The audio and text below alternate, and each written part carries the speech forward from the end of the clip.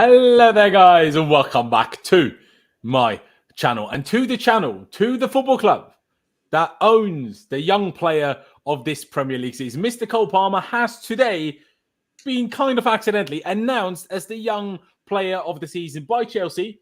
Pys has told us that it seems like it was supposed to come out tomorrow, but then Chelsea released it. Then Chelsea took it down again, and then the Premier League were like, "Oh shit! Well, everyone knows now, so let's just release it." So even though Chelsea's article is still back down after they initially released it, Cole Palmer has won Player of the Season. I wish Young Player of the Season, still better than Knight, I would say. Let me bring Pys' tweet up because he has the nice big picture. I do wonder where you got that picture from because I was looking at the video that you linked here.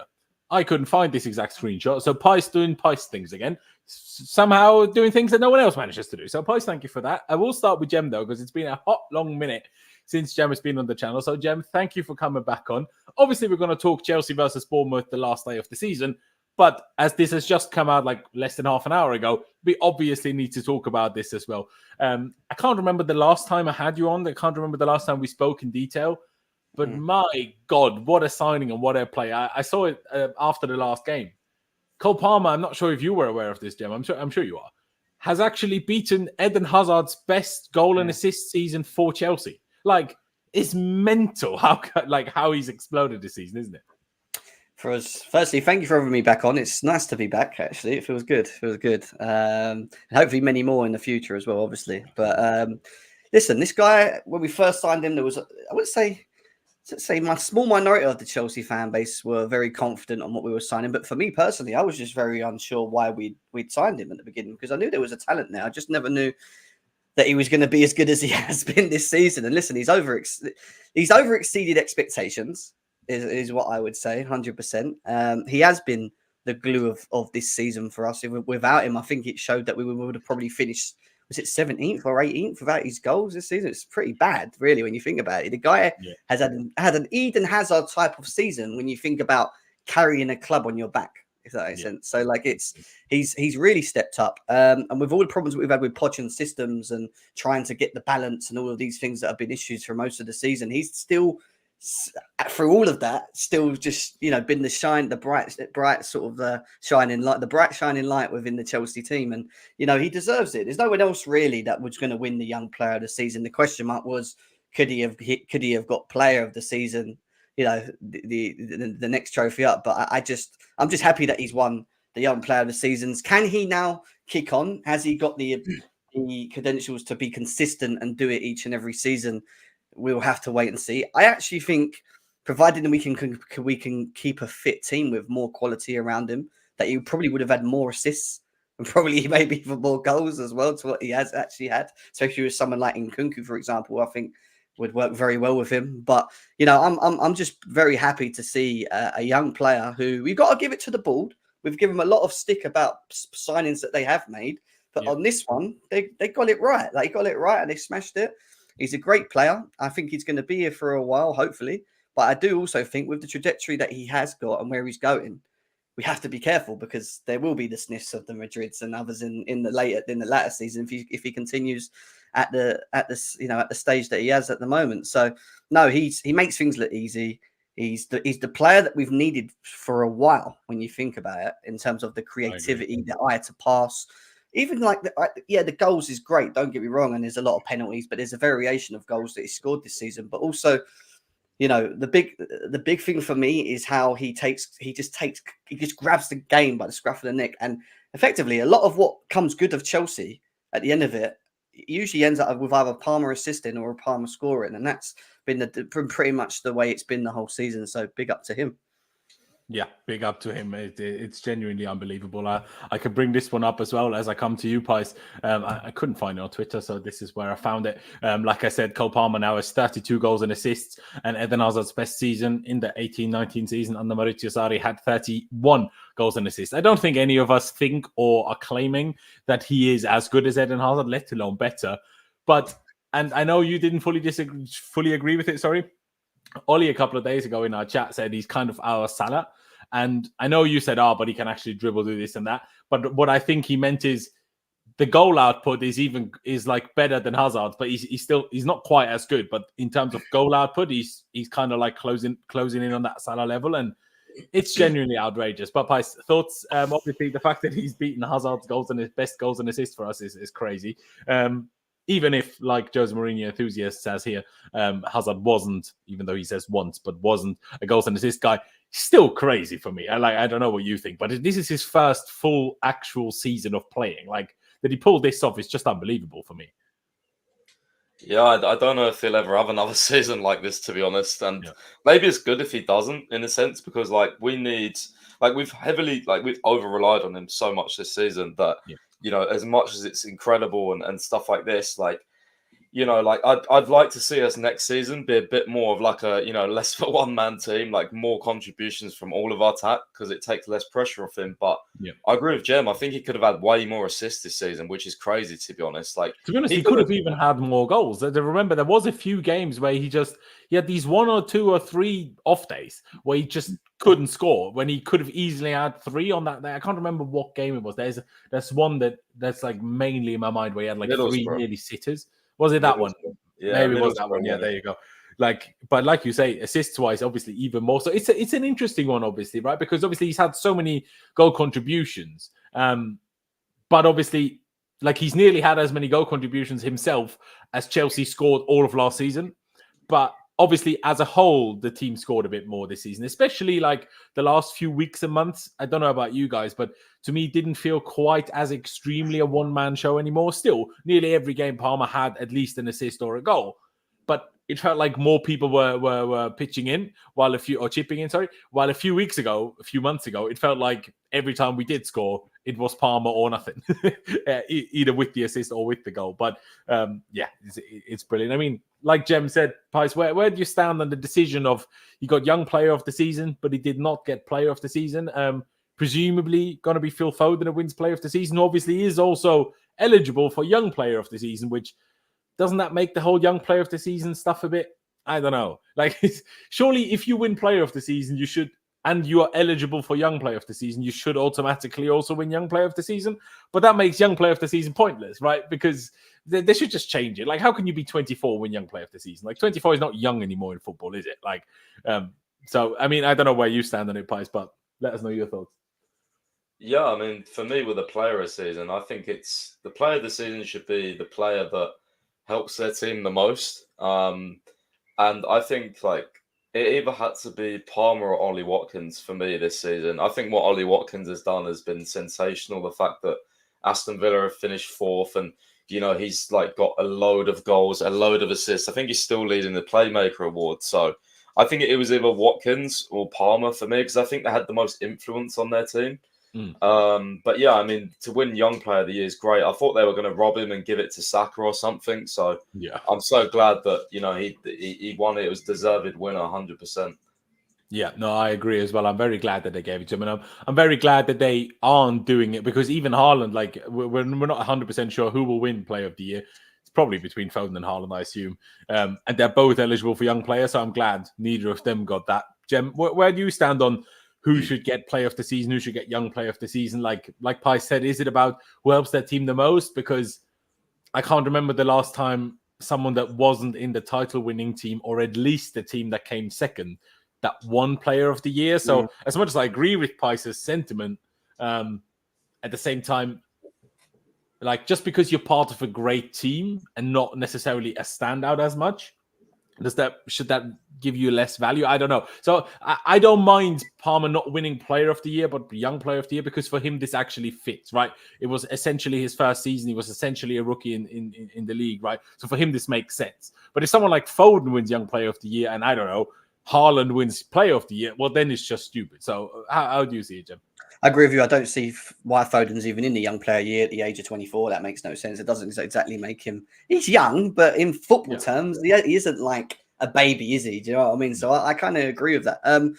I just feel with these awards, it's always done based on achievements. Like, you know, it's the importance of what they do for their teams to get them to that point. And then it's also goals and stats and assists and all that includes as well. And I just think ultimately it is, do they win anything along with it, you know? And I just think that's why Foden will probably win player of the year. I actually think Foden's had a very good season for Man City. If anything, he stood out he's probably for me stood out more than any of them, to be quite honest. More than De Bruyne, who's been out for a long time.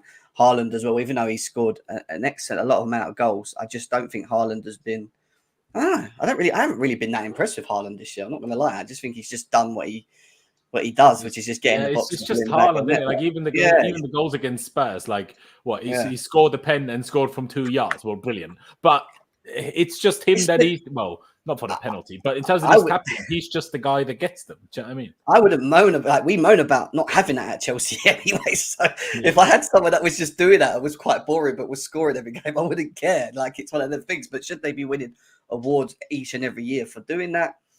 I don't think so. I think it needs to be based more on, like with Palmer. I feel like when you look at where Chelsea were as a club and how an up and more down than up season that we've had, and what he's done in that trajectory through that period, through to where we are to this point now, which is actually in the Europa League position. Which, let's be serious, not many people thought we were going to make at least 2 months ago, even a month ago, before we had the turnaround after the Aston Villa second half and we were 2-0 down. But I don't know. It's a hard one, isn't it? It's definitely a hard one.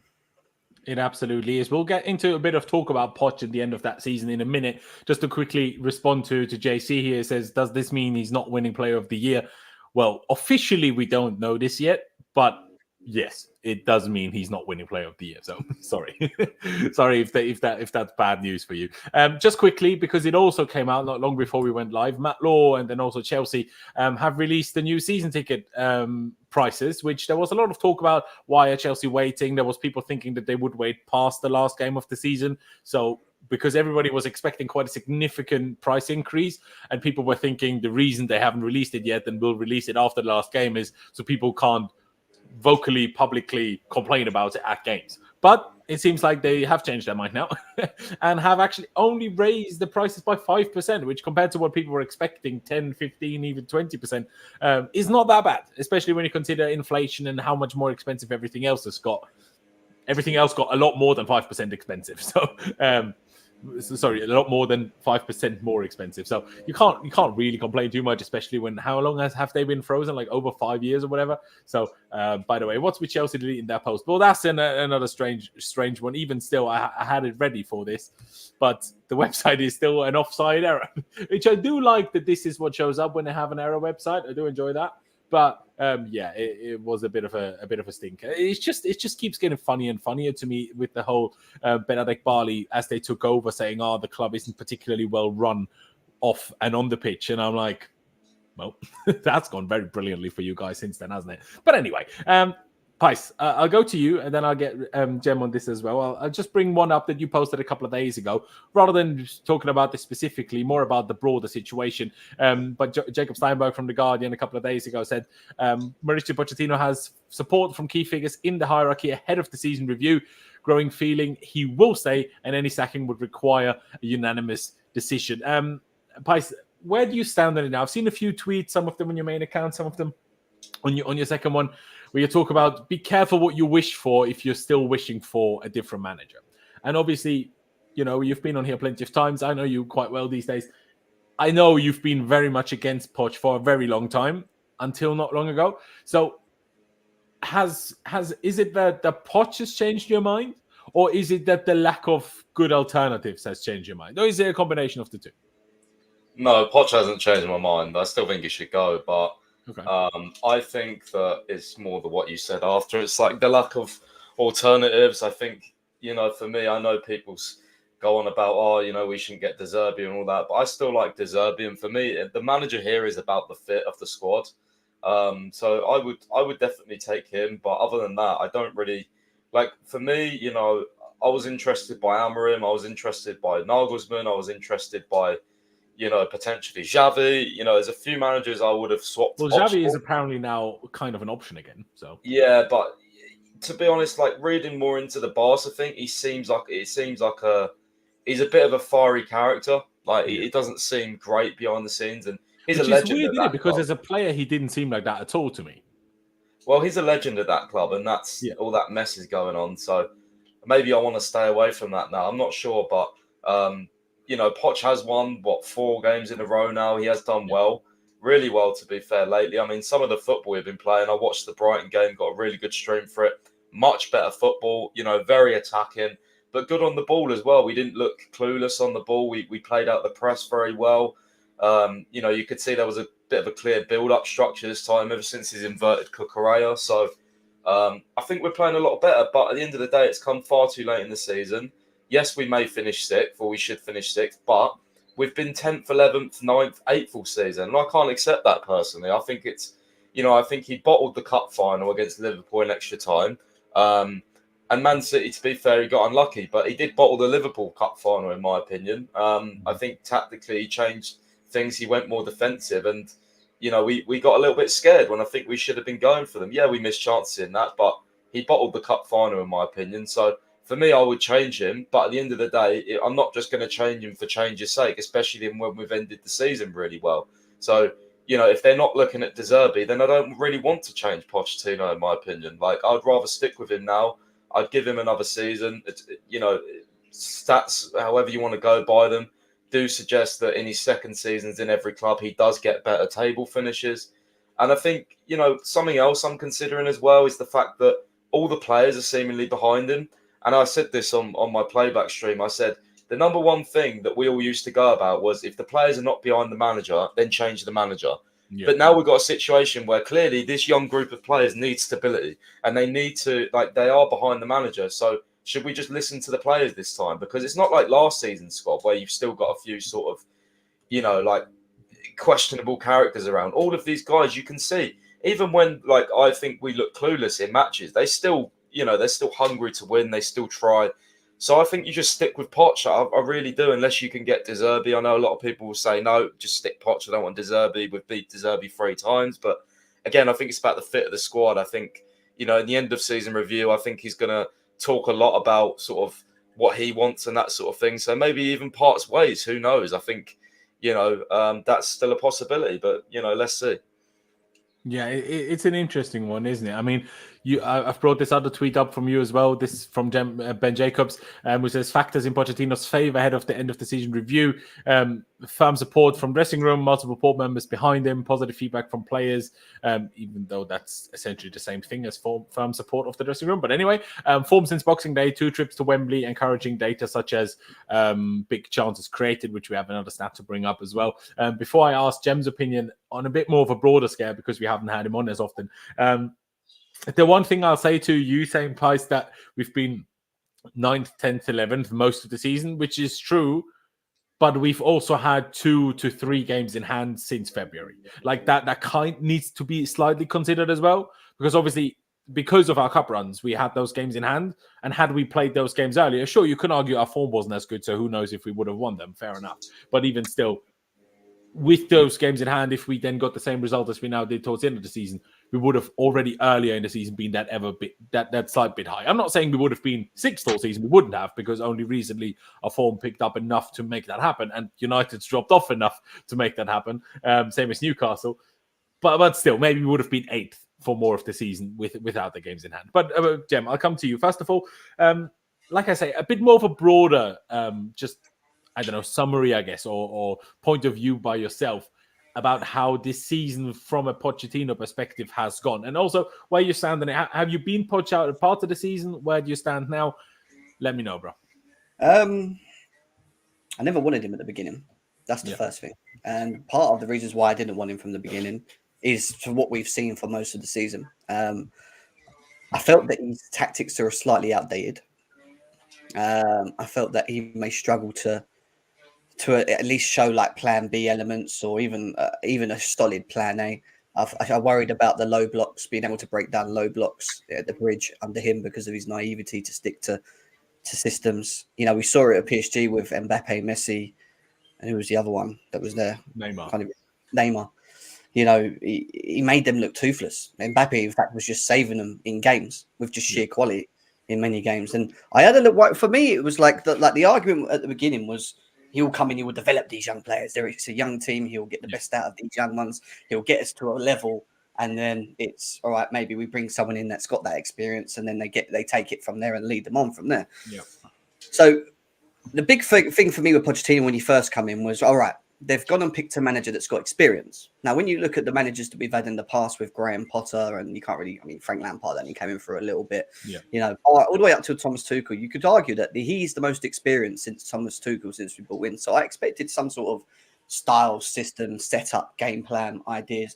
Now, we can't ignore the fact that we have suffered from crazy injuries. Like, the injuries have really caused us a lot of stirring problems. And I get that, because there's a lot of Pochettinos will always fall into the hands of, well, if he had Nkunku and he had, Reece James and this, that, and the other, we wouldn't have actually been in them positions. But there was too many games earlier on that I watched of him where when I watched him, I wanted to see some sort of like action. Show me your coaching skills. Show me what you can do with what you have at the moment. Show me. And there was too many moments where there was late substitutions in games where he waited for the opposition to score, even though you could see that we would lost control of games through the midfield, through the defence. We looked uncomfortable. They score and then he'd make late substitutions. There was moments where I feel he could have helped, i.e. like when we went to Man United away and we had no right back, but we only had one left back, which was Cucurella. But instead of just having one problem, he decided to put Cucurella right back and give us two problems. For example, like, the Man City away one, for example, where we're winning 1-0 and playing very well defensively, structurally. We had them on the counter. The balance was actually right. And then he decides, I think it was 15 or 20 minutes before the end, to go so defensive, which was the most dumbest thing you can do against Man City, to the point where we couldn't get out and they ended up scoring. So there was intricate moments through the season where I look at him, I'm like, you have to be blamed for this because you're the coach. You're the one that sets us up. He also put, the Sheffield United away game where he put Conor Gallagher left midfield. Why did he do that? Like that was on the back of us playing well for 2 games in a row. Yeah. Partly, and it's like, there was things where like people go, well, you can't blame him because of it. And I'm like, but you can, because he's an experienced manager. He's been brought in to get the best out of what he's got. He struggled to get the best out of Enzo. All right, Enzo's been injured partly, but struggled to get something out of the midfield partly. He struggled, 60, 65, 66 goals we've conceded defensively. Yeah. That's not good. Let's be serious. That's not a good record to have against your name. And yes, we've scored a lot of goals under him, but I would argue that our attack is a lot better than what it has been for the last 2 to 3 years. In theory, we didn't have a Cole Palmer. do you know what I mean? Like, literally. So it's one of them ones. Like, there's been so much element of bad that's happened, and people said, "Look, you've got to give him time. You've got to give him time." But we was in the trenches. We were in the mud so bad we couldn't get out of 10th, 11th. We were drawing, losing games, and then all right, we did turn the corner, but that turning the corner came at the second half of Aston Villa Cup game, and we went 2-0 down. And people were banging on about Gallagher and Caicedo being the perfect 2 in the middle, and Enzo not being involved. But they played the first half to the system that he's been playing most of the season, and we were 2-0 down again. So it's only until you inverted Cucurella that we started to see more of a balance, more control, better of Caicedo, better forward line, more creativity, defensively better. Like, so for me, it's about, look, he's got to win Sunday. That has to happen, because I always felt like for Poch to stay at this club, he has to get Europa League football. I do think that was a target for him at the beginning of the season, and that's why the board have sort of stood back and said, look, we're going to wait just to see how he gets on to the end of the season. And listen, if he does that, based on what he's done at this small period of time to actually turn it around, I think he will stay at the club if he manages to do that, and he will be given a second season. But the pressure will be increased because he can't do what he did the first 10 games of this season. So we'll just have to see. And the problem is that, equally like you, Laurenz, is I don't know who I want.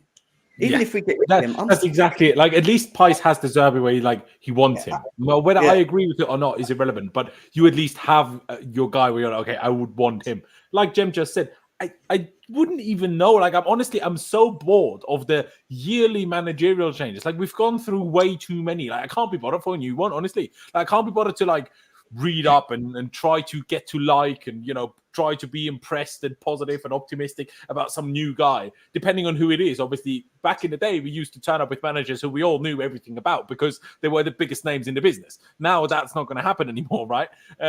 But it's still an interesting one. Ricky, very interesting super chat. I will get to that in a little bit. I just want to quickly react to DOB's comment here in terms of what Jem has said. We haven't had a consistent starting back line this season, Jem. While to some extent that is maybe a fair point in terms of the defensive issues, part of that not having the same defensive back line also is Poch's fault. Beginning of the season, Cucurella was perfectly fit, but instead he chose to play Levi Colwill at left back.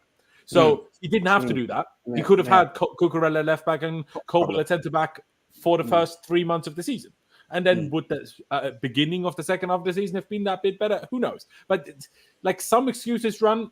some don't. But when you look at what I've got on screen now, the first 19 matches, how we've had 25 points from those, and now the second so far 18 matches. Hopefully with the 19, it then goes all the way up to 38 points from that.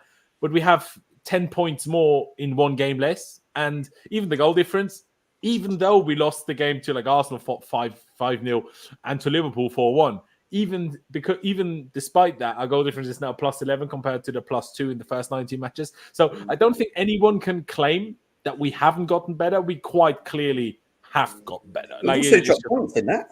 You know, the Sheffield United and Burnley game, we should be a lot higher than that. We should.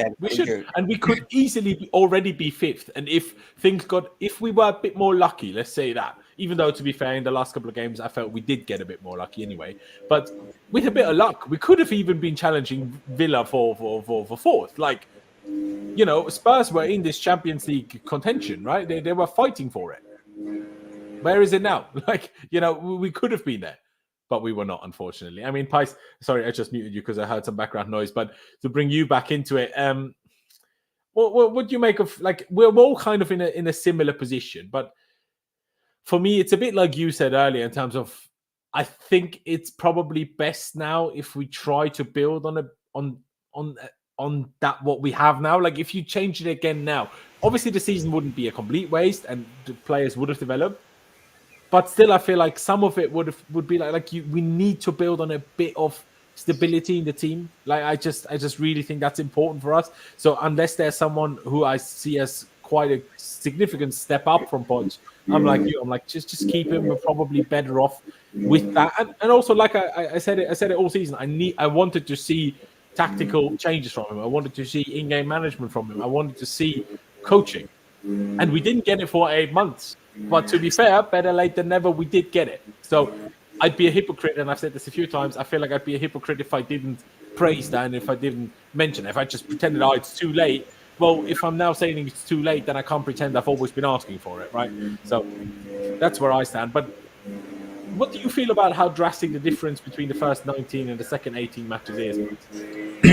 Well, it's funny that, isn't it? Because according to Poch, only the first 10 games cost us this season, and since then we've been really good. So it's funny that, but it just goes to show it's actually way more than 10 games. But I think, it's interesting because I got a lot of slander the other day on Twitter, and everything was really positive, so I could see why. But I just, I was getting fed up of these, since Boxing Day form and all this, stuff. And Bowley said it as well in one of these interviews. So I was like, because I thought I was going mental. I was like, I swear we haven't actually been that good since Boxing Day. Because him and Poch acted like it was really positive. And even since Boxing Day, obviously, we lost to Wolves, we lost to Arsenal, we lost to Liverpool, we drew to Burnley, we drew to Sheffield United. We also lost to Wolves 2 days before Boxing Day, which they conveniently we beat Leicester by scoring in the 92nd and 98th minute, and we had to score a 90th minute goal against Leeds in the Cup. So it's like, obviously we lost the final. So it's not all been good. Like, I don't know why they're sort of like trying to PR their way as if like it's been like this. It's a weird one, isn't it? Especially the whole last minute winners, because I agree with you. And I said this at the time, like, it's great that we won, but let's not pretend that we played well. Like, we needed to scrape wins against championship teams. Honestly, like even Nottingham Forest, it brought me back to like what I've been feeling this season. I was like, we didn't play great that game. You know, it was first nice. half in particular, right? It was poor, but then you look at Brighton and we played really well. Like, I really enjoyed it. West Ham was just so comfortable. Spurs was brilliant. You know, I know Spurs are a bit off it, but we had to turn up and we did. And I think it's just like, I know you said you can't really say it's too late and hypocrite and all that. I'm going to say it's too late because why can't, like, I don't understand. Why can't he do this? Why couldn't he do a simple tactic like invert Cucurella early on in the season? Why did he have to make so many dumb decisions? Well, he claims because you first need to teach the players to be competitive. It's ridiculous. So this is why I want someone that is so focused on tactics like a De Zerbi, because I think you drill the players in a set system, which I think that the way he plays, for example, it doesn't have to be him, but I'd rather it do because I've actually seen him in the Premier League, you know, with like lower squads, and I think he just fits perfect because he got Caicedo here, he's got Colwell here, he's got Mudryk here, he's got board members here that have worked with him. So, and I think like he's just got clear philosophy, clear tactics. Whereas with Poch, I'm like, I don't like a lot of people getting fooled by these last few games. They're getting fooled. And I don't know if it's going to be like a turning point or something. I'm not sure about it. Like everyone sort of, like a lot of people saying keep Poch because of the form. I'm not keep Poch because of the form. I'm keep Poch mostly because the players like seem to like, you know, we need some sort of stability and the players seem to fight for him and stuff. So that's mainly why I'm keep Poch. And also the managers are, you know, the obvious ones you want to look at. It's like, you know, the ownership are going to go for interview some rogue shouts just to be edgy. And if we land on one of them and we end up downgrading to Pochettino, and we do that just because of, you know, whatever, it's like, that's what I say, be careful, be very careful what you wish for, because Poch, you might not rate Poch, but there's a lot worse out there, I promise you. Yeah, that's the thing to remember as well. The only thing I'll give him in terms of when he said, you know, tactics come last, first it's about competing and stuff like that. The only thing I'll give him is what was important and what he did really well at is building a team, like building a connection within just the team, because not every, like in terms of what you just said, Pies, you want someone that's all about tactics. And, you know, someone like Thomas Tuchel, he's all about tactics, but he's not necessarily the kind of coach that creates the best like team bond. Of course, if you win the Champions League, you're all going to be buzzing and together we achieve something huge. But if you don't have that huge achievement, I think someone like Poch was really good for that, because us having bought 35, 40 players in the space of 2 years, we needed to make it a team, because until that we only had random individuals, all young individuals thrown in together like you know, and just at the most random kind of ways, right? So that was important, but I agree with you that it came late. And I understand you're saying it's too late, but what like when would it have had to happen for you to say it's not too late? Like, do you know what I mean? Like, do you have like a set point in your head, or is it just now it's too late? 3 weeks ago it wouldn't have, or... I don't know when that Everton away game was, but that was when I was Poch out. It was a long time ago, but I just thought that Everton away game and the Man U away game, I was Poch out then, because I saw no tactics. We were getting battered. We weren't like the players. That's what I think. The players weren't. They didn't look like they were behind him then. It looked very stale. It looked very like last season. It looked like a sacking was coming, and they just kept going with him.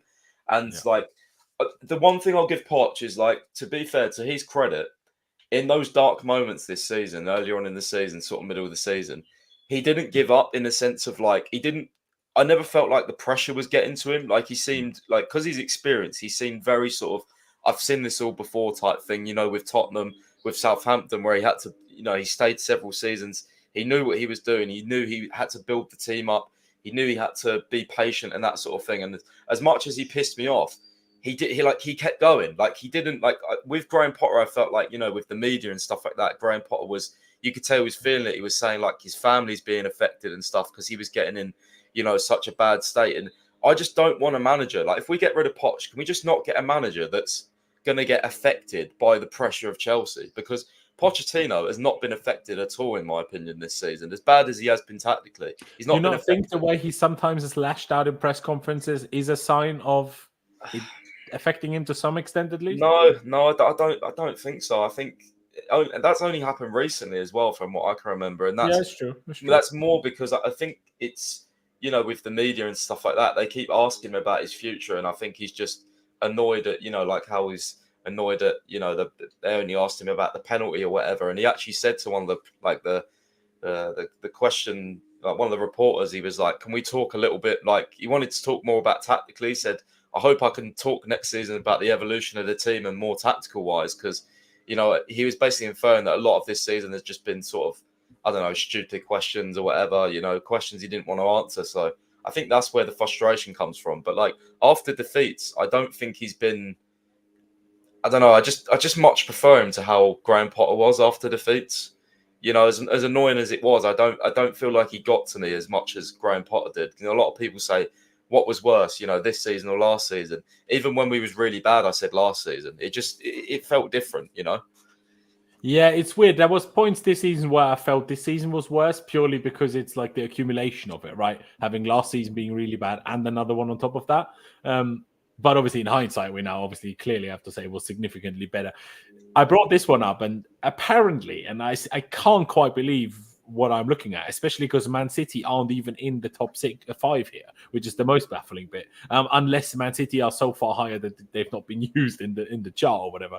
But yeah, supposedly, this is I think this is the only teams that have more. So it's Liverpool and City that have more, I think. Oh, okay, so Liverpool and City do have more than us. Okay, so yeah. That does like, make it a bit more logical.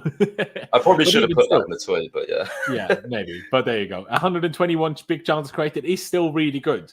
The only problem is we've only, and it's still a decent amount, not 75 goals, but we've only scored 75. So that means we've missed, 55 odd big chances? It's not great, that, is it? And to be fair, probably more than 55 big chances we missed because we didn't only score from big chances. We also scored from goals that weren't even considered big chances. But anyways, before we take a dive into a few other topics and also leading into Sunday's game against Bournemouth, I want to highlight this super chat, and I want to start with you on that, Gem. And I know I'm putting you slightly on the spot, so no worries if you don't have answers, just, ready to rattle off. But Ricky, with an interesting question, he asks, who should be our top 3 experience reinforcements? Now, let's be realistic. We're not getting 3. I think we're lucky if we're getting 1, but it's only our opinion. So what would you do if you could get 3 more experienced players into the team? Players or managers? We're talking about players, I think. Okay, players. I was getting ready for the manager question. Players. Experienced players. Good question. I think we need an experienced centre back, and again, I think the issue with that is finding an experienced centre back out there. I don't know. Striker wise, I'm the same as you, bro. I'll be honest. Like, that's why I went to you before I answered it, because I don't know either. I just said it. I'm having to think about it. When we talk about experience, I think there's different meanings to experience, though. It's not all about being 29, 30 years old and played and won so much, this, that, and the other. Even though I equally think you do need someone that's got that sort of level of experience to a degree. I think it's also about where they've played, in the teams they've played in, how competitive it's been, for how long, how effective they are playing in that specific role as well, doing that, and if it fits our profile. And how it fits our profile and then improves us, And so if you look for let's go for the central midfield, for example. I still feel, even though we have Lavia, which we haven't seen of him most of the season, I still feel we need to have someone next to Caicedo that's more of like the lead in DM role. So for me, I'd go with someone like Paulinho, for example, who is not young, but he's people will say, well, you'd look at him and you go, does he have loads of experience? How long has he been in the Premier League? I don't even know. How long has he played in the Premier League? 2-3 years, I'd say. 3 years. So for me, that's he's how old is he? Like 27, 28? So where was he before that? Just at Sporting? Why? Yeah, exactly. So people look, if you look at his overall CV, you'd be like, well, that don't look like too much experience. Where's he won things? Where's he done this? But it's not about that. It's about where they've played, like I said, how competitive and how much have they played through that period, staying fit and whatever, and how competitive have they been in the team and the systems that they've played for now. And I just think when you look at him playing in the Premier League for as long as he has, I think he's a workhorse. I think he breaks up play very well, and I think he would allow Caicedo to be more of that roaming 8, which is what I want from him. I don't want Caicedo to be the sitting DM out of the two. I want him to be the one that uses his energy further up the pitch, and I actually think Caicedo also has an ability to be able to create as well, which we have seen a lot, especially later in the season. So the one I would go with is a central midfielder and Paulinho. But if you ask me for the other two, if you're talking about striker, you mean the strikers that we're looking at barring Victor Osimhen, who is he really, really experienced? I mean, no. how many strikers? Now, but at least he's won something. Yeah. Okay, fine. But how many other strikers are proven experienced that are available?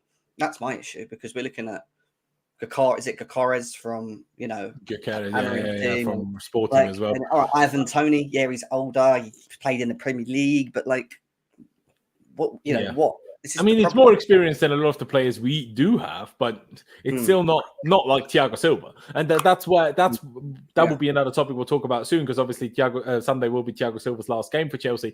But that's one of I just cannot understand why we didn't ask him if he wanted to stay for another season. Again, I'm not sure if people are aware of this. His children, 2 of his sons, will remain, his family will stay in London, and 2 of his sons will keep playing for the Chelsea Academy, while Thiago Silva will spend next year playing at Fluminense in Brazil. So they will stay in London at Chelsea, essentially. there's no one can tell me that if we would have offered him that he wouldn't have stayed because of his kids. Like, no one can tell me that that's not the case and he couldn't have gone to Fluminense a year later. Look at how old he is. What the difference does one more year make at this point? Do you know what I mean? If you can play until you're 40, you can play until you're 41. That's how I say it. Anyway, but Pais, it's really difficult. Like, no worries at all to Jem that he couldn't just rattle off 3 answers, because I can't either. And Pais, the thing is, we know we're not getting 3 experienced reinforcements, are we? No, we're not. I agree with you. I think it'll be lucky if we get 1. I think, I think it's going to be another summer of a lot of, younger, talented players, I think much like it has been, which on the individual basis has proved to be great, in my opinion. I think they've made some great buys. But of an overall collective team, I think, again, is maybe the one thing that Poch, could lead him to part ways, because he's been banging on, informally about experience and needing certain players next season. If he doesn't get them, as a manager, why would you stay at the end of the day? So if you're not being backed. But in terms of individual players, maybe, I don't know, with centre-backs, I don't watch much of PSG, but I wouldn't mind taking a gamble on trying to get Marquinhos out of there, to be fair. Striker, I mean, it would have been way easier to do that while Thiago was still here, I swear. But yeah, I mean, 100%. I think it's hard. I mean, someone put in the chat there, Nacho is literally a free agent. Thoughts? I said someone like that on Twitter and I got flamed, so I'm not going to mention him. Honestly, again. Because he's a free agent, if he doesn't want crazy wages, I think it's something to consider. I mean, he's somehow captain of Real Madrid. I don't know how he's done that, but he's somehow captain of Real Madrid. Like, you can't, like, I know he's not been a regular start, and he's certainly not a standout player at Real Madrid. I understand that. But if we're talking experience and winning mentality, you don't get much better than that.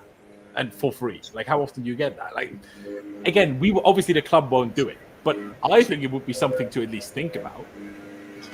I think for the striker, I think Osimhen does count as experience now, because even with Lille, he played in the Champions League. So, he's won stuff with Napoli. And I think, he's at the right age where he's not too young, but he's not too old. He's probably going to hit his peak soon. So I think Osimhen's always been the striker that I'd want if we're going to go big. And I don't think we're going to get a midfield. I think it's really unrealistic, actually, because we've got Lavia, who we signed for a lot of money. Caicedo and Enzo are always going to play. And then you've also got Carney Chukwuemeka, who I massively believe in. And you've got Andre Santos, who may be in the squad next season. So I don't think a midfield is on our radar at all. We also quickly just highlight how bad our defensive recruitment's been. Because why are we even talking about needing an experienced centre-back when we have Badiashile, Disasi, Fofana? All right, the Fofana thing, I was on here when we spoke about that. Yeah, do you remember when I said I don't want him to come because of his injury prone? He's played a quarter of 2 seasons, players. I know he's your boy, but a quarter of 2 seasons is ridiculous, mate. I'm sorry. But anyway, and then you've got Colwill, and it's like, we've spent money. They're all young, but I agree with you. We've bought so many centre-backs, and we've bought all between 20 and 22. Yeah, and we've wasted so much time in the summer windows concentrating in these areas. If you remember going back to the whole 2 seasons ago where we were sitting there talking about Koundé, and then it was Kula, but all of that issue, and then all the way up to here now with the Disassis and the Badiashiles, and then the Fofana was picked last minute out of the Delits and the Koundés and all that, and it's like none of them are stepping up. None of them are taking I'm the next big thing who needs to start in the team. I will lead us. In fact, the one out of all of them that stepped up most recently is Chalobah, and he hasn't cost us anything. And he's the one that's most likely to get sold. Why are we spending money there? It's crazy. We got to do it again. You know what's funny about that is he's the most experienced out of them all, if you think about it. Well, aside from the Saudi, I guess, but yeah. No, he's more experienced. He's played in the Champions League. He's played in Cup final, FA Cup finals. Yeah, he's played so many Premier League matches now across different positions. So no surprise he's been brilliant. I think Chalobah's a really good player, to be fair. He's always been underrated for me. So, again, I think there's going to be massive uproar when we sell him in the summer, because you look at Disasi. I mean, I like Disasi as a character. As a player, he's been all right sometimes. He had that unbelievable game at Man City away.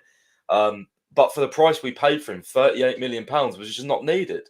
We got someone like Gusto, who some would say is, maybe second, third, fourth best right back in the world or something, We got not in the French squad, though. Oh, it's crazy. But we got him for £28 million. How can you buy Disasi for £10 million more than Malo Gusto?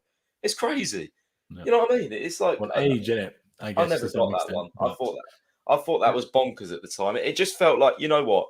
Because Badiashile had been good, it felt like Laurenz Stewart was like, I'll just get another Monaco one as well, you know? Yeah, but even that in the first place, like if you thought Disasi was good, why didn't you buy Disasi before Badiashile then? Do you know what I mean? So like that in the first place, I already knew it can't be that great because otherwise we would have bought him before we bought Badiashile, right? They were bad at Monaco together as well. Have you seen it? Ever since they've left Monaco have finished higher than they've done in years before. I was going to say though, like I remember reading at the time with Disasi, it was like a lot of reports about how good they were as a centre-back duo.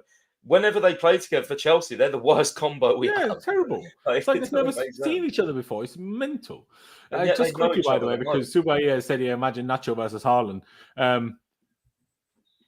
Nacho wins. Imagine. It's not like we've never seen him before. Haaland did fuck all, by the way. I'm just saying. Like, I know he was mostly on Rudiger, but still, like, it's not a good example to use, Subaya. I can't even lie. But anyway, we mentioned in there Thiago Silva in terms of that. A lot of us think, or most of us think, he should have been at least offered another year and seen what he has said. But the feels will be hitting. It's just a shame that he has number 6 because I swear if he had like, I don't know, number fucking 52, we'd probably just do a John Terry and give him a guard of honor off the pitch. But number 6 maybe a bit early in the game if we did it after 6 minutes. But even that tweet, obviously in response to his own tweet, Thiago Silva one more time. It's just beautiful. But will be one last dance. It will be one last dance, and it's sad. Pys,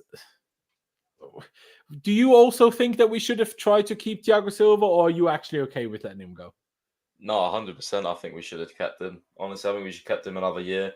Don't really see why he's going, especially because the one thing I'm confused about, like you said, is why are his kids staying here? Like I don't understand. Like, surely they would go with him to Brazil. They just have a contract with the Chelsea Academy, as far as I know. Like, they have an existing contract which runs one more year. Well, I mean, it just doesn't. I don't think it makes sense. But again, it's more, the club being obsessed with kids, unfortunately, and not knowing the true value of quality players. But yeah, I'm going to stick a tenner on him to score on Sunday, and I'll be there to send him off. One of my favourite Chelsea defenders.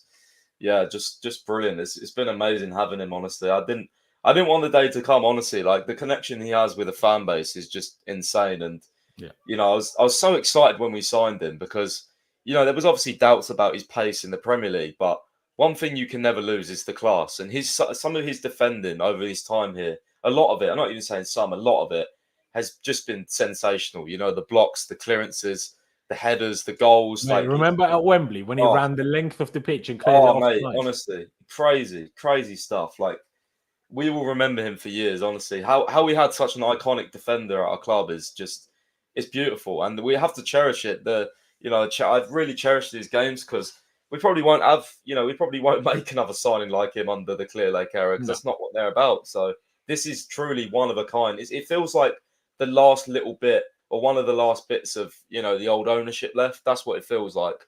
And that's why I think it's so sad, because when you think about the old ownership, you obviously think of a lot of success and stuff. So, yeah, it's going to be tough to see him go. 100%, Jem. I assume you see it in a similar way. But especially what Supreme said here as well, he doesn't even take much on the wage bill. Supposedly he was on 90k a week, which is a lot less than a lot of other players. It just doesn't make sense to let him go, does it? Like, just keep him for another year. Like, to be fair, Poch disrespected Silva. Like, yet these fans want him in. Well, first Bell Silva disrespected, to be fair. But then somehow, seemingly, Poch and Silva somehow must have made up because Silva's playing all the time now. So, or at least most of the time now. So, yeah, I wouldn't take this too deep because if Silva's fine, why should I pretend to be like offended here now? Do you know what I mean? But yeah, Jem, I assume you agree that we should have tried for him to stay? By the way, Poch offended me for not playing Silva and leaving him on the bench like that. That was disgusting, especially when we were having so many goals put past us. And I know he went through a bad period where he was playing in the team before he got injured and we were conceding goals. And I get that. We wasn't good. But for someone that came to this football club as literally a free agent, we didn't pay anything for him. He just turned up. We had all the rivals saying, Jesus, look at this guy coming to the door. He was great 5 years ago, but he's an old man now. He's going to get ruined in the Premier League, and to play at the level that he did, his IQ, his awareness, his reading of the game, his coolness. You know, the big thing for me with him is how cool he is in games, and that's something that I think we've missed a lot this season, especially at the latter end. Like I've missed of him, like not having that confidence. And the big thing is he is a leader. He's massively one of the most experienced players in the team. He is a leader, and the fact that we bang on about needing experienced players, but then getting rid of one like this who could have stayed for at least one more season, there's just no logical sense why you wouldn't. And to be quite honest with you, he's probably still our best defender next to Chalobah.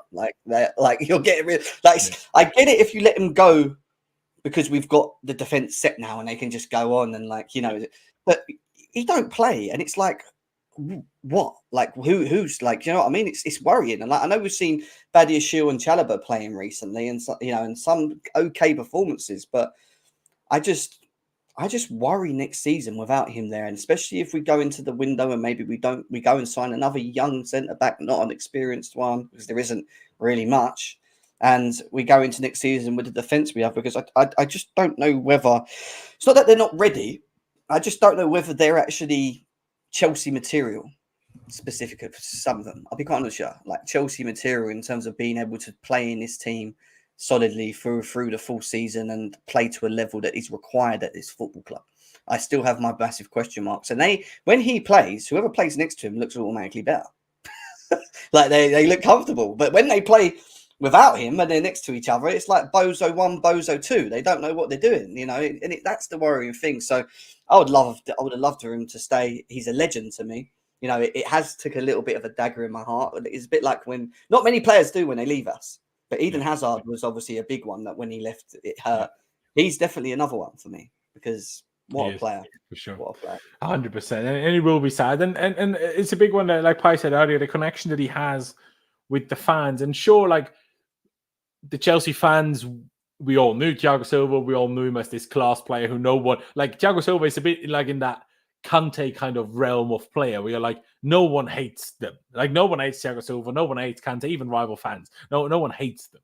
But for me, this was nice to see proof that you don't necessarily need 10 years or 7 years or need to join in like your 20s so you can still form that connection to a club. It was actually to me is kind of a good to see thing for the rest of football, if that makes sense, that something like this can happen. And it will be sad, but like the saying goes, don't be sad that it's over, be happy that it happened, or be glad that it happened. And that's absolutely what we should be. In terms of last games, it will be Thiago Silva's last game for Chelsea tomorrow. We know that. Although hopefully he will come back in other capacities in the future. There is a chance that Sunday will also be the last game for a few other Chelsea players, including potentially Conor Gallagher, Trevor Chalobah, and who's not on this picture now, Marc Cucurella. I'll start with you, Pice. As of now, as of today, as of your knowledge, how many of those three mentioned and those two on the screen do you expect to go? Or do you expect to see all of them go? Yeah, all of them. I think all of them will go. I think Chalobah's the only one that could maybe stay. I think that's only Chalobah is more likely than Gallagher, yeah? Huh? You see Chalobah is more likely to stay than Gallagher. Oh, yeah, for sure. I think Gallagher's 100% gone. Like, I don't think there's a chance he stays at all. I think they would have agreed a contract by now. The fact they're letting him go into the summer windows, he's gone. Like, let's be serious. He's definitely gone. Chalobah, I think I'm still hoping. No, I lost hope. I think Chalobah will potentially go if we get a high enough bid. I think what this recent form has done is that it's put us in quite a good position, because I think Chalobah now, he's been a starter and shown what he can do. Maybe it's not enough, but maybe you can add 5-10 million onto him. And I think with Chalobah, he wants European football. So let's see what clubs come for him, and let's see what we do for the centre back, because if we don't get the centre back we want, obviously there's a chance Chalobah could stay, but I think they're going to keep Chilwell over Cucurella, and as of right now, I would predict that all three are gone by the time we're in next season for sure. Crazy, isn't it? Especially with Chalobah, because Chalobah, what is it, last year or the beginning of 2 seasons ago, that he signed a new 7-year contract? So like, Gallagher at least is, gonna enter the last year of his contract. So you're like, if you're not signing an extension, it makes sense that Chelsea are like, well, we have to sell you then. But also with Cucurella, like Chilwell just hasn't been the same anymore. Is there a chance that if Chile ever manages to stay fit for a sustained period of time, that he gets back to his best? Yes, of course that chance exists. But he's not been able to show in the last 2 seasons. Whenever he has been fit, it's been poor, and the rest of the time he's been injured. So, and then you see what Cucurella has done these last few weeks, and for Chelsea to still be so adamant that if you're selling anybody off the left backs, it's Cucurella. It's just like you had so many left backs there, and you're choosing to keep the worst one. Like you just have to hit yourself in the head. Like it's just like there's so many people that still defend these directors and say, oh, but Palmer and Jackson. I'm like, okay, just because they signed 3 or 4 good players doesn't excuse all the other shit they've done. Like let Thiago go, God knows how many other things. But Jem, when you hear Pi saying that, what do you think about all 3, in particular, obviously Chalobah and Gallagher leaving? Do you still have hope that any of them do stay? I've liked Chalobah for a long time, so I don't want to see him go. And I think the way that he's performed of recent, I agree. I think he deserves, for me, if he going into next season, he should be one of the ones that starts at the moment. We haven't got the availability of all our defenders as well. It's like if we don't go out and go into the market and find someone to replace Chalobah, then it makes no sense selling him because Fofana can't keep himself fit. Carwell's had a toe injury for about 6 months, which I don't understand. And then you've got Badia and Disassi left. What are you going to do? Just rely on 2 defenders and sell him? Like it don't make no sense to me selling Chalobah. We will buy one, but yeah. And I also think he's versatile. Like you've seen him play on the right back position. I know it's not like the greatest ever, but he still can do a job out there better than others. Better than Colwell, in my opinion. Like, yeah, 100%. So it's like he got a lot of options with Chalobah. With Gallagher, like. With Gallagher, it's Gallagher, isn't it? It's hard because at the beginning of the season we all wanted him out the door. We didn't want him. He was crap. He was useless. And like the one thing you could say through like the Poch season that's sort of grown out of any of the players other than Palmer is Gallagher as well. Like he seems to have just picked up like this whole new he's learned. He's just learned. It's like a new lease of life. It's like a new person, Gallagher, compared to what we saw last season. He reminds me of like a James Milner, like that type of player in the team where you just have them in because they're engines, they get around. They're not the master of. They're not the master of anything. Do you know what I mean? They're just very good at doing certain things. And think about how important James Milner was to Liverpool, right? This is why I'm saying Gallagher should be staying. So, like, if Gallagher stayed, and Lavia manages to keep himself fit, I don't expect Gallagher to start every single game. But if you can throw him in for 30 minutes at the end when you're 2-0 up, just running around doing his thing, like, I'd be cool with it. But at the same time, we've got him every time we play Spurs, obviously. Financial fair play thing. And it's like, I don't really understand where we're at with that because we're being told that we're okay now and that we don't need to sell players at a specific time, and at the same time, we're still being told by others like Fabrizio that we do need to, Chelsea are still needing to get rid of players and stuff. So it's like, and Cucurella is another one. Like, for what we bought and paid for him, we've not had it back. Like, we've not seen that quality in terms of player that's came from Brighton. But at the same time, he's performed pretty well in this last sort of period. And for me, Ben Chilwell is the one that needs to go. From my opinion, I just the only problem is Chile's injured so much that who the flip is going to buy him? It's the availability that's the issue with him. And when he does come back in, he is just so washed. I'm going to be quite honest with you. He don't look the same.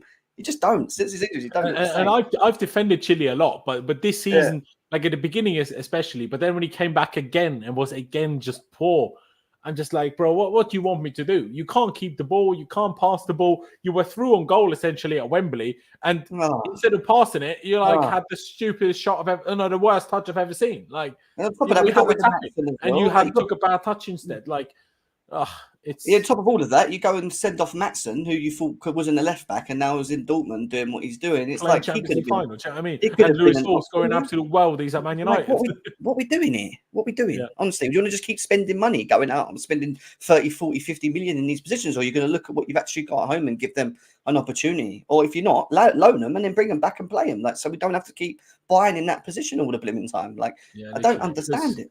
I mean, I don't see the books like properly, and I'm no accountant either.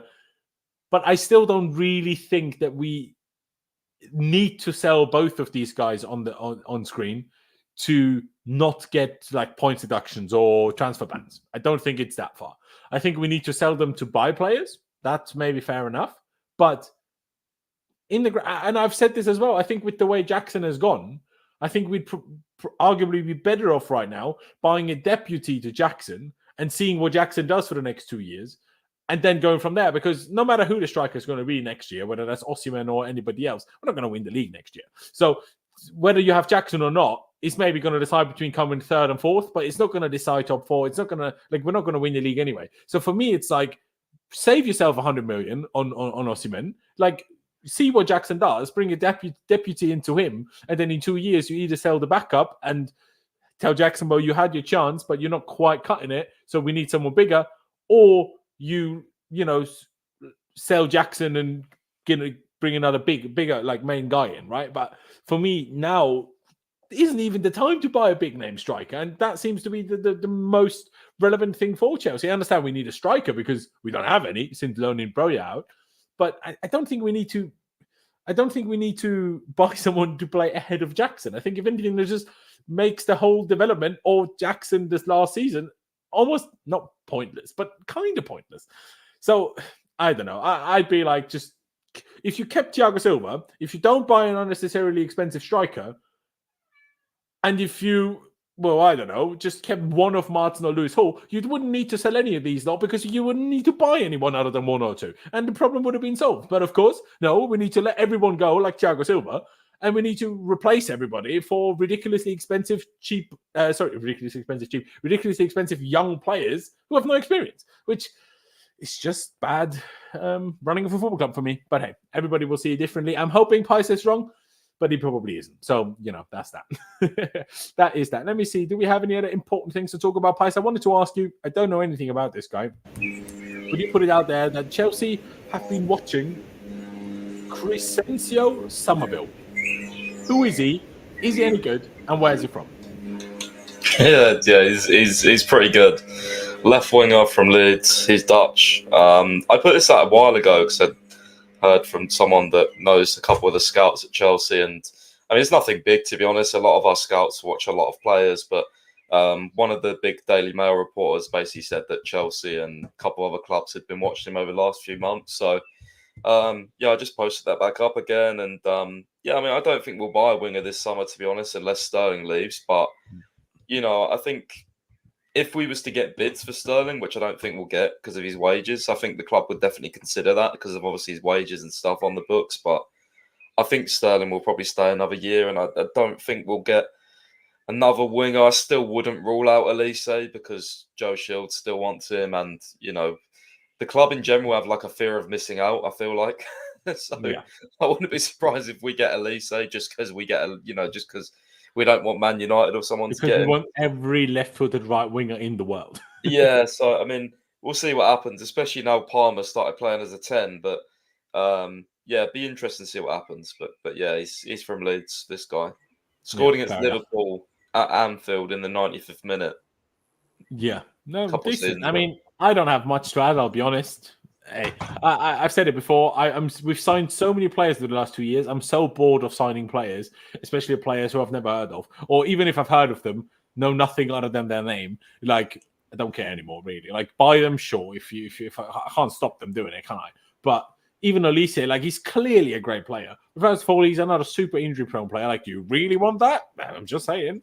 But also, like, I know he's great, but you can't have every good player. Like, you just can't. Like, I know it's a nice idea and everything, but you can't have every player that's really, really good. Before we get into, picking our team or picking the team that we think Poch will use in the game on Sunday, the last thing to quickly discuss, and I'll start with you, Jem, is the possibility that we could still snatch fifth from Spurs. Only if Spurs actually lose at Sheffield United. But do you see any chance and hope of that happening? Because how funny would that be, man? What I would say to you is scroll to the bottom.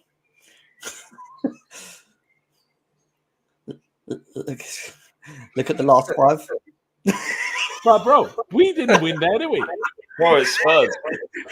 It is, but look at their last 5 games. Fucking hell, 5 losses. Yeah, it's true. But, 101. you know, it's What's their that, last 100 game in the Prem. They're getting relegated again. They maybe Bro. like try really hard to like give a Bro, send off or whatever. Do you know what I mean? Bro, 101 goals conceded. Holy fuck. It's crazy. I'm sorry. Yeah, we're it's relying. not great, is it? We Right. drew to these guys. Told We him, drew imagine to that. these fuckers. We drew It to would be- them. It's We true. fucking drew. How did we draw, man? We drew to both of these lot. You know, we drawed against them and hardly created anything. in And we that nearly game. bottled a Well, maybe 3-0 not. lead against these lot. Embarrassing, Yeah. honestly. Well, Oh, it's a you shame. know, How the only is thing- Brentford even 16th, man? Everyone was gassing him up all season. Tony came back, scored a goal, and since then, no one's ever heard of him again. the only thing I would say is that, you know, Spursy are Spursy sometimes, aren't they? Like, they do bottle things. So Yeah. could a last-minute goal go in for Sheffield United from a corner or a free kick and it's 1-0 and they hold out? Of course that could happen. Yes, you know, football is football. It's at the same time as Man City could lose 1-0 at home to blooming West Ham and Oh, Arsenal don't- win. don't- You Don't know, put which that out there. that would break me. Trust me, that Not would fucking break me. put that Trust me. possibility out. I will get cooked. The amount of Arsenal fans that are waiting at their things, but no, look, I think we have to do what we have to do, and we're up against a team that are actually in semi-good form. Bournemouth, and they've been playing quite well. You know, the last couple of games. I like what they're doing. I mean, the over there. last 2 games they've actually lost, but before that, they've been in good form. You know, they look pretty good on the eye, on the way that they're trying. They're very attackive. They won't sit back. They will press us. So they will come out to play, which I like. I think we'll work in our favour ultimately in the end. I think we will break them down, create chances, and I think, you know, I'm looking forward to seeing Nkunku hopefully playing the full game. It looks like Mudrik's not going to be turning up and stuff. So, you know, at the end of the day, look, we should beat Bournemouth, and it should be 5 wins out of 5 with 5 green ticks at the end of the season. Hopefully, The problem is if we don't win it, then Newcastle do. I mean, then what? We only need a draw. We only need a draw to finish it. Yeah, you know, but worst We case should I think 6th is. I mean, if we bottle 6th, then you need to sack Poch and yeah, that's what I was saying. Do we then does he have to go? I think that's what they're waiting for still. I'm not even joking. Yeah. But what I will say is though, if we come 6th and then miraculously Man United win the FA Cup, and then even though we came 6th, we don't get Europa League, I don't think then you sack Poch, because that's unfair. That's not on him. Yeah. That for the first time in God knows how long, 6th doesn't get Europa League. Do you know what I mean? That's not his fault. Now you can argue he shouldn't have bottled it against City, and we would have been in the FA Cup final ourselves, but then we might have also just bottled that too, right? Pys, you seem very adamant that you don't see Spurs bottling it. They've got 4 losses in 5. Like, I think there's every chance they bottle it. I don't know, man. These lot seem to have collapsed completely. I don't see how, after how bad of a run they've been on, how basically they've tried to lose to Man City nearly. Like, the whole stadium wanted them to lose. I don't see how they get themselves back up to properly fight for it, while I think Sheffield will want to give their fans a good last game. So that's what I see a chance. I guess that most likely it's going to be a draw. I feel like it's probably going to end up 2-2 or something stupid. But I wouldn't be totally shocked. Would you, Pys?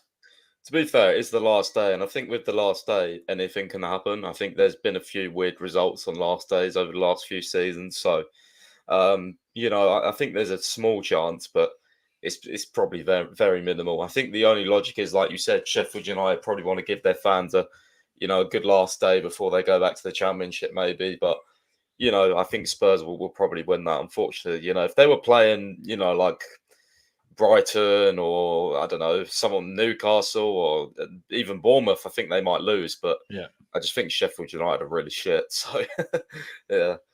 Yeah, unfortunately they are. Just not shit enough for us to beat them. But yeah, Bournemouth are good. And Iraola, their manager, I think he's kind of done an outrageous job, because wasn't it at the end of last season that Bournemouth already did a really good job, and I forget their manager's name, but they sacked him at the end of the season, even though they finished like, 12th or something, and had a really good season for their standards, obviously. And then they bring in Iraola, and everyone's like, who is he? Why have you sacked the other guy who's done a good job? And to be fair, I know in league position, I can't remember where they finished last year, but in league position is probably not that drastically better. But they're a serious team. I mean, he's made Dom Solanke look maybe good enough to come back to Chelsea. He's been unbelievable, quite frankly. So fair play to them. And I don't think tomorrow will be as easy as some people. Oh, sorry, I keep saying tomorrow. Sunday, of course. Don't think it will be quite as easy as people think it will be. But like I say, first of all, a draw is enough for 6th.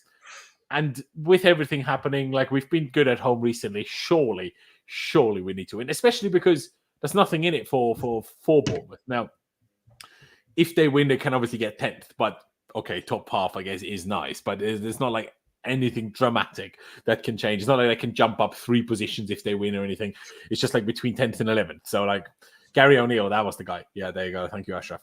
But in terms of the team for tomorrow, let's do what we think Poch will pick, because, you know, now that we actually have players available again, if we pick our own team, we could have 3 completely different ones now because we actually have some people available. But let's start with in goal, because Robert Sanchez has decided I don't actually want to play for Chelsea anymore and be injured without anybody knowing what's happening for the last 6 months, essentially. Since Everton, he's played once. So, and that Everton was before Christmas. So brilliant. Good job, Sanchez. Fantastic signing again by the board. Absolutely brilliant. But anyway, Petrovic in goal. Centre-back partnership then. I'll start with you, Jem. Chalobah, Thiago Silva? Do you reckon? Got to be all day. It has to be them two. They're our best. They've been our best 2 for recent anyway. So Silva has to play anyway because it's his last game. And Chalobah, 100%. Imagine Poch doesn't start Silva tomorrow and he only like brings him on. Like that. Actually, my only question mark is James is out anyway because he's James is out, and Gusto seems to be fit. Is he all right? Yeah, is he all right? Apparently, he's not mentioned on the injury report, so yeah, I've got to take their word for it, I guess. Okay. So Pais, I assume you agree with these 2 centre backs? Yeah, Silva and Chalobah for sure. There you go. And because Jemis just asked it, Gusto seems to be fine, right? So we can expect him to start, I assume? I mean, he's not on injury report, so that's usually what I go by, yeah. Same. And therefore, then, Gusto and Cucurella as the 2 fullbacks, because obviously Reece James suspended for 4 games now. Can we just quickly talk about this, by the way? And I know everyone has a bit of a different opinion on this, but is it just me that thinks it's a bit ridiculous he hasn't said anything? Like, he's got himself sent off for the 2nd time in 5 games this season. He's suspended for 4 games, 3 of which are next season. And he's not even said sorry to the fans. Like, I find that baffling. Like, I don't know. I mean, the only explanation I have is if Chelsea want to appeal the decision. But when's the deadline for that? Like, hasn't happened yet. So, like, you can't appeal it in 3 months, can you? So, you know, I don't know. But what I want to say as well, I think it's very silly people talking about he should be stripped of the captaincy. If anything, that will have a bad effect. Like, that won't go down well with the team. That won't go down well with anybody. Like, and you're not going to get Reece to become more disciplined if you strip him of the captaincy now. But he should be getting a talking to, and he should be made clear that he needs to stop this. And again, we spoke about this after the last game. This was not the first time Reece has done this. They're kicking out while lying on the floor. It just happened to be the first time he got punished for it. Like, that's all it is. But yeah, I mean, Jem, where do you stand on that? Reece James on the red card and not saying anything. Do you care? Thoughts? No. Yeah, because at the end of the day, he's the captain of this football club. He sets by an example. He's missed so many games through injury. You know, the least he could have done is just come back into the team and just been a little bit, you know, had his head screwed on a little bit in game. It's not like we were behind having a bad game and, you know, the emotions of will that, you know, the players are upset and then he does something stupid. And then you're like, well, it's just the riff of how the whole game's gone. We were 2-0 up. We were comfortable and he's just gone and flung his leg out. And I think he's partly because he doesn't ever find himself on the floor most of the time. He puts people on the floor. You know, he's so strong. And he I think he gets put down and it affects his ego a little bit. And he's like, I'm on the floor. What the hell? But the thing is, it's like, it's in the family because Lauren James has a clear issue with like losing her head sometimes as well. So like, I think the club needs to talk to Nigel and like, we need to sort some of the parenting out here because something has gone wrong. They might be the best, most talented players at the football club, but they need to get their hot temper under control for the love of God, please. A lot of people in the chat are saying Gusto won't start, and someone said Gusto looked shaky, blah, blah, blah.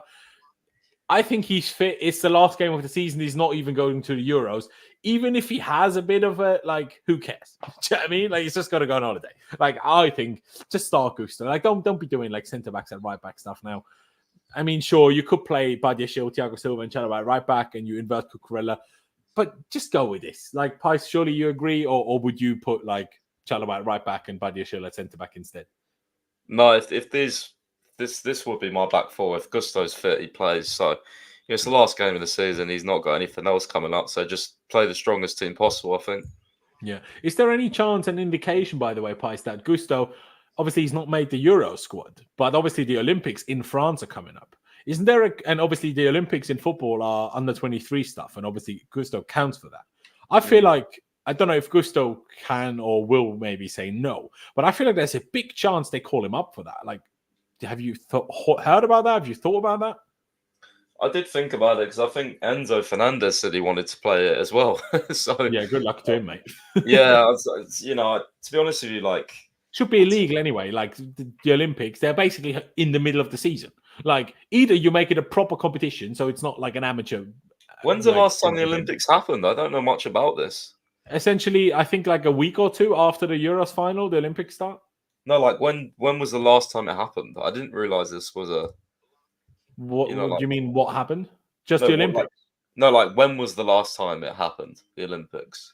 2020. I assume one. It probably got postponed for COVID. So it was supposed to be 2020, but then was 2021 instead. I think it was in Tokyo, if I remember correctly. Yeah, and now it's obviously in Paris, so that's why it's home Olympics for the French people. So that's why I think there's an even bigger chance they call someone like Gusto up, and it would make not calling him up for the Euros much more logical, if that makes sense. So is it during the season? No, it's like essentially just before the beginning of the season. I can bring it up. Olympics. Well, I would refuse to let Gusto go to that personally. Well, yeah, you would. I don't think so. It runs from the 26th of July, which is like 2 weeks essentially after the final of the Euros, until Sunday, the 11th of August. And I think the 10th of August then is the first game of the season. How is it that quick? I swear that's like a week. Well, it's 2 weeks, isn't it? But yeah. 2 weeks to do a whole tournament. Wow. That's quick. Yeah. I mean, obviously, because most events are not like, it's not like otherwise in football where you have so many rounds of games, right? It's like most events are obviously qualifiers and then one main event. And in football, I don't know. I genuinely know. And I don't think anyone has ever cared about football at the Olympics, other than maybe if it's your home event. But because you can only play under 23 with the exception of like 3 or 5 players, like it's basically an amateur tournament. So like no one takes it seriously. So yeah, it's a bit annoying. When is the first game of the season? Premier League. 2024, 2025. When does it start? Okay, so a week after the final of the Olympics, the league starts. So there's a week after this potential final. Well, I don't know when the football final would be. Maybe the football final in the Olympics is not on the Sunday. I presume it's maybe a bit earlier, maybe the Saturday or whatever. But yeah, so that is something that we need to consider, that Gusto may be going to that, but I still think he should be starting tomorrow. Regardless, Jem, do you agree with these two fullbacks, or would you leave Gusto out? Nah, it's got to be them two. If Gusto's fit, he's got to play. Like I said, it's the last game of the season. At the end of the day, you know, if he's available and he's on the bench, do it. Like this would be the back four for me. Yeah, no, I agree as well. And if Enzo plays, it's a bit mental because Gusto at least isn't in the Euro squad. Enzo will be in the Copa America squad. So if he plays the Copa America first and then the Olympics, mate, he will need 2 months off and not play until October, for flip's sake. So the last thing we need is that. But yeah, let's get into the midfield. It kind of picks itself in it because I don't think we're going to start Ugochukwu. So it's going to be Gallagher and Caicedo again, isn't it? And then obviously we're going to shift it around again. I mean, in the last game, we at times played a 3-3-4, which I did find interesting. Like, how did he in his mind build a 3-3-4? Like, did he build the 3-3-4 like this and then Gallagher dropping? Like, was that his 3-3-4? Was that his? Caicedo played on the right, didn't he? I think, didn't he? Of the true, actually, yeah, it was Caicedo more dropping in at the right rather than the middle. Because Pochettino in the press conference today was talking about how we built in a 3-3-4. For me, it was more of a 2-3-5 or a 3-2-5, if you will. But hey, he's the manager. Sorry? So it felt more like a scattered gun when I watch us. A lot of the times, everyone seems to just be everywhere. Like I don't really see any system. You know? There was some system in the last 2 weeks, but yeah, no, I do agree. But yeah, in terms of base setup, obviously it is as a 4-2-3-1, and it will and should be those two, right? Do you agree, Jem? Well, yeah, we haven't got no. I mean, we have got options, but he's not going to not play Gallagher and Caicedo, who have been playing well in these last couple of games. To be fair to him, so yeah, I'll be honest with you, I still don't understand the role of the person next to Caicedo, because even in the last game round, if you watch the second half specifically, the amount of gaps that there's still in the midfield, even in the first half, the amount of gaps that are still between Gallagher and Caicedo. And I know people used to moan about the Enzo and Caicedo thing. Like, essentially, because obviously Cucurella does the inverting now, right? On the ball. Caicedo, like... No, because the second half, he stopped... Again, I'll give you an example. At Nottingham Forest, he went like that, and then second half made Cucurella stay as a left-back and didn't play him as inverted. But then Caicedo was just left on his own again.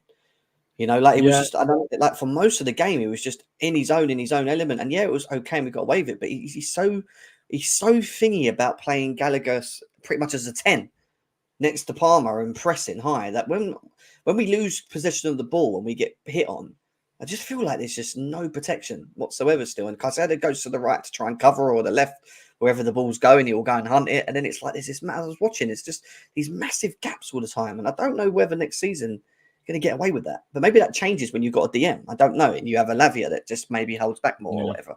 But I just still don't see. Honestly, I didn't notice it as much as you've mentioned it now in the last two games. Obviously, before the inversion or the inverting of Cucurella, this was obviously a clear issue. Do I remember this being a problem against Forest? Because obviously Forest sat so deep after they got into the game. It was kind of like, I understand we were going for the game. Like, I am like, fair enough, if that makes sense. But yeah, I still hear it. I still hear what you're saying, but it's still going to be those two, isn't it, Pies? Like, who else are you going to play? Huh? Who else are you going to play other than Gallagher? Yeah. Those two in midfield for sure. Yeah, exactly. I mean, Palmer is obviously a quick one as well. He will be the number 10 again, I assume. Jackson is also kind of set in stone. Again, we don't have anybody else. There's two smaller questions. Obviously, Mykhailo Mudryk is now out because he suffered a concussion and then has to be, under observation by doctors and not do too much physical strain for 7 days. So he can't play, unfortunately, for him. So then there's two options. Either Sterling starts or Nkunku starts. Now, Nkunku obviously came on in the last game with with the total of injury time, 10 minutes first half, 10 minutes second half. There was a total of 70 minutes to play for Nkunku. And after the game, Poch said he was absolutely knackered. So even though Poch said in the press conference today, Nkunku could start, and he only said, we'll assess him tomorrow, see if he's ready for that. If he does start, he'll probably come off after like 50, maximum 60 minutes. But do you think it's a smart idea to start in Pice, or would you not? At the same time, he's also not going to the Euros. And because he's older than 23, he's not going to go to the Olympics either, I don't think. So might as well? Or do you think we still got to be rather safe than sorry with Nkunku and go with Sterling instead? To start tomorrow, I'd start Nkunku. Yeah, I'd start him off the left. I think Poch says they're going to assess if he can start, but he actually said assess if he can play 90 minutes. So I feel like you start. Oh, is that what he said? Okay. Yeah, I feel like you start him and then bring him off at 70 or something, because he actually played probably 70 with added time anyway against Brighton. But that's the problem, isn't it? Like, he did that on Wednesday. Can he do it again Sunday? Yeah, he did say he was very tired in the interview. So yeah, I don't know. But I feel like he'll start. I feel like I've got a good feeling. I don't think he'll come off the bench. I do think he'll start. It's very possible. Jem, how do you see that one? Would you go with Nkunku on the left as well to start? Or rather, do you think that's what Poch will do? Is my better question. I think Poch will play him. I think he won't play the full game. And I think he needs to play because we need to win. And listen, he came on in that game, last game round, and just you just need him on the pitch. He's just so good, man. Like, we used the left more than we've ever used the left. Usually we always tap down the right, but in that game we was actually cracking down the left more, giving him the ball. That's such a good observation, because all our attacks are down the right. When Nkunku came on, a lot of them were down the left. It was nice to see. He changed it, and it was nice. And he's just quite. For me, him and Palmer, they've got this thing going on at the moment, and I think and that's early doors. But from what I've seen of it, I think you need to just, if he's fit and he's okay, and he's I'm good. Play him and give him the minutes. It's his last game of the season, and then he can go and relax and be ready for pre-season. That's what I'll do with him. Yeah, exactly. The small question, I guess, over the right-hand side. Now, you could still play Sterling there. Madueke wasn't great last game. Also wasn't great against Forest. Well, he was really good in the games before that. So it's do you stick with him? Does he sit this one out? And like I say, Sterling plays. Could you, if you play if you say you played Sterling instead of Madueke, you could also play Palmer on the right and Nkunku in the middle and Sterling off the left. Obviously, you could do that. Jem, what would you do with that last remaining player? Would you stick with Madueke? And also tell me what you think Poch does. I just love how much variety Nkunku gives us now, because now he can play in the 10. I know Gallagher's been doing it, but we all know Gallagher's not a 10. Let's be serious. He shouldn't be in that position. But having Nkunku that can play in the 10 role as well, he just gives us another option, allowing Palmer to go to the right. I would like to see this. I'm not going to lie. I've always said I want to see a front three of Sterling, Nkunku, Sterling, Nkunku, Palmer, and then Jackson. Yeah, that is what I want to see. I want to see them four, all on the pitch for one game, just to see how it looks, because I feel with Sterling, as much as he has a lot of bozo moments and we know what he's good at, he still has this way that, playing in a system that's ticking like it is at the moment and playing well and actually working, it might benefit Sterling, and we might just see a better Sterling in himself. I'm not saying it. I know we're not big Sterling fans here. I know what we like, but I'm just saying, the team's a bit more settled and there's a system and style. Why not maybe just fill him into it and see how he is with what's going on at the moment, because he can score. The one thing I say about Sterling is at least he can score goals. He'll get in positions and he'll bang them, and he did against Nottingham Forest. I mean, if we invert the left back, playing Sterling left wing always scares me a bit, because my guy does not like to help defensively. But to be fair, when he came on against Brighton, he helped defensively a lot, and that was the best bit of what he did, and he was really good at it. So fair play to him. Pys, what would you do? Would you like to see this? I know you're a big fan of Noni Madueke, so I assume you're probably going to want to stick with Noni. I personally, if you're asking me purely what do you think Poch does, I think Poch sticks with Noni. I don't think Poch switches it around to this extent that he plays Palmer on the right and Nkunku in the middle, Sterling on the left. I don't think he does that, because he's been trying to stick to a team for a bit recently. But what do you think, Pys? Yeah, you know me too well. I was going with Madueke. Yeah. Yeah, it's a weird one. Because I said we're doing predicted 11, I'm going to put Madueke in. But if it was my team, I'd actually go with what Jem has said as well. I would like to try it. Why not? Like I say, Madueke hasn't been great the last 2 games. He played more than he himself and any one of us would have expected the last few weeks anyway. Well, we've basically not seen Sterling. So with that said, I would probably try it. I'd like to see it. But if it's Madueke, I'm not going to be upset by it either, is what I will say. So this is the team that we think Poch will, pick tomorrow. Let's see if he does. And let's see how it goes. Ladies and gentlemen, the last thing we just need to do before we round this one off is a score prediction. Jem, I'll go with you first. What do you reckon? Do we get the dub? And then I also want a league finish prediction. I think we win tomorrow. I think our home form is very good, has been good. I think it's going to be... I think they're going to score tomorrow. I think it's going to be 3-1. Chelsea, and I think we will get the result. I don't think Sheffield United will beat Spurs. I think Spurs will win 2-0, and I think we'll finish 6th. Fair dues. Pys, what about you? Chelsea prediction and league finish prediction? I'll go with 4-0 Chelsea. Probably underestimated Bournemouth a bit, but last day of the season, 4-0 Chelsea, and I think 6th. Fairs. I was gonna say 3-1, but I don't want to be boring, so I was thinking, okay, what do I say now? Do I do 3-0 or do I do 4-1? Now Pys has said 4-0, so I'm just gonna go in between Jem and Pys and say 4-1. And I'm gonna just try to manifest shit, and I'm gonna just claim Forest. Well, not Forest. I wish it was Forest. They stood a chance. And we could at least bank on that to Deutsch. You know what I mean? But I'm going to just hope that the Sheffield United pull it off, and I'm going to say we finish 5th. And if we do finish 5th and ahead of Tottenham, I think this might be the most embarrassing thing that has ever happened to Tottenham in their lives, because that would be quite funny. So, I really, truly hope that happens. Also, I just don't want to go into that FA Cup final needing to care who wins, because I imagine if we come 6th and then United win this cup final, it would just irk me so much. A bit obviously not quite the same, because Champions League is very different to Europa League. But a bit like when us winning the Champions League in 2012 obviously kicked Spurs out the Champions League when they actually finished top 4.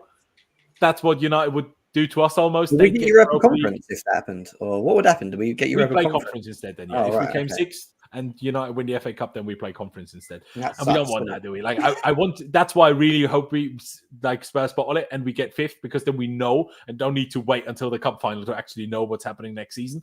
because, I just think that will be better. So, ladies and gentlemen, we're going to wrap this one up. Please do check out both Gem and Pys down in the description. Check out Gem's YouTube channel, GNA TV. Of course, his Twitter, CFC_Gem, as you can see. And of course, check out Pys. I'm sure you know all the Pys stuff already, but follow him on Twitter.